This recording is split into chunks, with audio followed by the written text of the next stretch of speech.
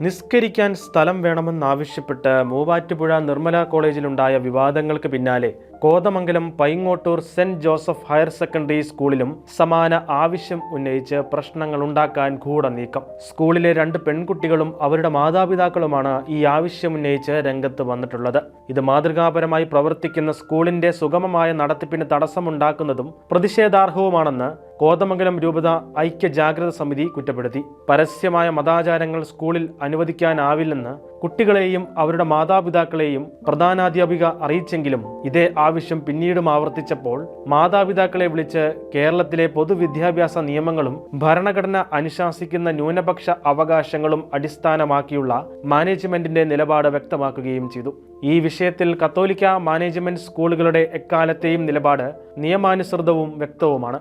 മതന്യൂനപക്ഷ സ്ഥാപനങ്ങൾ എന്ന നിലയിൽ കത്തോലിക്ക വിദ്യാഭ്യാസ സ്ഥാപനങ്ങളിൽ ക്രൈസ്തവ വിശ്വാസവും സംസ്കാരവും പൈതൃകവും നിയമാനുസൃതമായി പരിരക്ഷിക്കാനുള്ള അവകാശം ഭരണഘടന ഉറപ്പു തരുന്നുണ്ട്.